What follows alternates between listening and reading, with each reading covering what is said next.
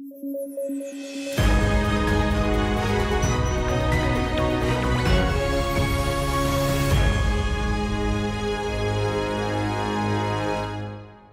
News at 9 programme में आपका स्वागत है। मैं हूं अमृत उपाध्याय। आइए जल्दी से देखें आज की हेडलाइन। 12वें विश्व हिंदी सम्मेलन की हुई शुरुआत। फिजी में हो रहा है आयोजन। नागपुर में हुआ था पहला सम्मेलन। राइट टू हेल्थ बिल पर बवाल। विरोध का सामना कर रही राजस्थान सरकार। बिल के प्रावधानों पर निजी क्षेत्रों को आपत्ति। और वाइब्रेंट विलेज प्रोग्राम को कैबिनेट की मंजूरी। सेंट्रली स्पॉन्सर्ड स्कीम के तौर पर होगा लागू। उत्तरी सीमा के गांवों में विकास है मकसद।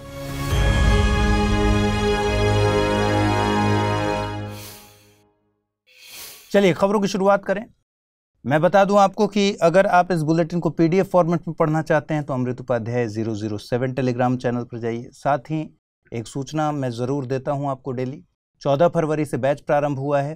पहला हिंदी का फाउंडेशन कोर्स यूपीएससी के लिए शुरू किया है स्टडी IQIS हिंदी ने, शाम 6 बजे से। इसके एडमिशन की तारीख अब 23 फरवरी कर दी गई है, अंतिम तिथि। चलिए शुरू करें। विदेश मंत्री S जयशंकर ने फिजी में विश्व हिंदी सम्मेलन का शुभारंभ किया। विश्व हिंदी सम्मेलन का आयोजन भारत और फिजी की सरकार द्वारा मिलकर किया जा रहा है। ये 12वां विश्व हिंदी सम्मेलन है जिसका आयोजन फिजी में 15 से लेकर 17 फरवरी 2023 के दौरान किया जा रहा है। 11वां विश्व हिंदी सम्मेलन 2018 में हुआ था मॉरिशस में। विश्व हिंदी सम्मेलन की परिकल्पना राष्ट्रभाषा प्रचार समिति वर्धा द्वारा 1973 में की गई थी। इसके बाद 1975 में तत्कालीन प्रधानमंत्री इंदिरा गांधी ने विश्व हिंदी सम्मेलन की शुरुआत की। पहला विश्व हिंदी सम्मेलन नागपुर में आयोजित हुआ था। इस दौरान मॉरिशस के तत्कालीन प्रधानमंत्री सर शिवसागर रामगुलाम ने विश्व स्तर पर हिंदी संबंधित गतिविधियों के समन्वयन के लिए एक संस्था की स्थापना का विचार रखा।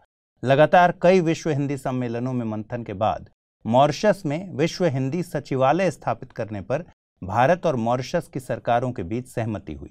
दोनों सरकारों के बीच समझौते पर हस्ताक्षर हुए। मॉरिशस की विधानसभा में अधिनियम पारित किया गया। 11 फरवरी 2008 को विश्व हिंदी सचिवालय ने आधिकारिक रूप से काम करना शुरू किया। सचिवालय का मुख्य मकसद एक अंतर्राष्ट्रीय भाषा के रूप में हिंदी का प्रचार करना है। साथ ही हिंदी को संयुक्त राष्ट्र संघ की आधिकारिक भाषा बनाने के लिए एक वैश्विक मंच तैयार करना भी है। आपको बता दें कि भारतीय संविधान के अनुच्छेद 343 के तहत संघ की आधिकारिक भाषा हिंदी देवनागरी लिपि में होगी। वहीं संविधान के अनुच्छेद 351 में केंद्र सरकार का यह कर्तव्य होगा कि वह हिंदी को बढ़ावा दे। ये बातें कही गई हैं। हिंदी भारत की आधिकारिक भाषा है। भारत के अलावा 7 अन्य देशों में हिंदी का इस्तेमाल मातृभाषा के तौर पर किया जाता है। इन देशों में Fiji, New Zealand, Singapore, Jamaica, Trinidad and Tobago, Mauritius और फ्रेंच गुयाना है। राजस्थान सरकार का राइट टू हेल्थ बिल ठंडे बस्ते में जाता हुआ दिखाई दे रहा है। इसे लेकर प्राइवेट डॉक्टर्स और हॉस्पिटल्स का विरोध लगातार जारी है। दरअसल राजस्थान की गहलोत सरकार पिछले साल सितंबर में राइट टू हेल्थ बिल लेकर आई थी। अगर ये बिल पारित हो जाता है तो राजस्थान देश का पहला राज्य होगा जहां पर स्वास्थ्य को लेकर ऐसा कानून होगा। प्राइवेट डॉक्टर्स और हॉस्पिटल्स के द्वारा बिल में कुछ संशोधनों को लेकर स्ट्राइक भी किया गया है। सरकार के मुताबिक बिल का मकसद है लोगों के स्वास्थ्य की रक्षा करना, साथ ही उन्हें समय से पहले मौत से बचाना और स्वास्थ्य पर होने वाले खर्च के चलते लोगों की जेब पर पड़ने वाले बोझ को कम करना। बिल के मुताबिक राजस्थान के निवासियों को किसी भी हेल्थ केयर एस्टेब्लिशमेंट से स्वास्थ्य सुविधाएं हासिल करने का अधिकार होगा। इसमें निजी क्षेत्र के हॉस्पिटल्स शामिल हैं। बिल में ये साफ नहीं है कि इन फ्री स्वास्थ्य सेवाओं के एवज में निजी क्षेत्रों को रिएम्बर्स किया जाएगा या फिर नहीं। इससे उन्हें संविधान से अनुच्छेद 19(1)(g) के तहत मिले मौलिक अधिकार का उल्लंघन हो सकता है। बिल के प्रावधानों को पूरा करने से राज्य पर वित्तीय बोझ भी बढ़ेगा। बिल में इस बोझ के लिए अतिरिक्त फंड की व्यवस्था की बात नहीं की गई है। बिल में हेल्पलाइन सेंटर और वेब पोर्टल के गठन की बात कही गई है। अगर अधिकारों का हनन होता है तो ऐसे मामले की शिकायत पर संबंधित ऑफिसर को 24 घंटे में रिस्पॉन्ड करना होगा। अगर इस टाइम फ्रेम से ज़्यादा वक्त लगता है तो डिस्ट्रिक्ट हेल्थ अथॉरिटी इन मामलों को सुलझा के रिपोर्ट को 30 दिनों के भीतर अपलोड करेगी। इस रिपोर्ट में मरीज के मेडिकल हिस्ट्री भी होंगे, जिससे मरीज की निजता का उल्लंघन हो सकता है। आपको बता दें कि अनुच्छेद 19(1)(g) के तहत किसी भी व्यापार, व्यवसाय या प्रोफेशन को अपनाने की स्वतंत्रता की बात कही गई है। भारतीय संविधान में स्वास्थ्य का अधिकार नहीं दिया गया है। हालांकि संविधान के नीति निदेशक तत्वों में सार्वजनिक स्वास्थ्य को लेकर प्रावधान है। इसके अलावा अनुच्छेद 243G में स्थानीय निकायों को सार्वजनिक स्वास्थ्य को मजबूत करने की बात कही गई है। यूनियन कैबिनेट ने 2 लाख पंचायतों में पैक्स यानी प्राइमरी एग्रीकल्चरल क्रेडिट सोसाइटी के गठन को मंजूरी दी है। इन्हें 5 सालों में गठित किया जाएगा। गौरतलब है कि पैक्स यानी PACS गांव के स्तर पर क्रेडिट सोसाइटीज होती हैं। ये 3 स्तरीय कोऑपरेटिव क्रेडिट स्ट्रक्चर का लास्ट लिंक होती हैं। कोऑपरेटिव क्रेडिट स्ट्रक्चर में राज्य के स्तर पर SCBs यानी स्टेट कोऑपरेटिव बैंक्स होते हैं। SCBs से क्रेडिट DCCBs यानी डिस्ट्रिक्ट सेंट्रल कोऑपरेटिव बैंक्स को ट्रांसफर किया जाता है। DCCBs जिले के स्तर पर काम करती हैं। DCCB PACS के साथ मिलकर काम करती हैं, जिनकी पहुंच सीधे किसानों तक होती है। PACS में किसान ही सदस्य होते हैं। इनमें ऑफिशियल्स का चुनाव इन्हीं सदस्यों के बीच में से होता है। पैक्स शॉर्ट टर्म लोन के लिए काम करती है। इससे किसान अपने बीज और उर्वरक की ज़रूरतों को पूरा कर सकते हैं। बैंक्स ये लोन 7% की दर पर मुहैया कराती हैं।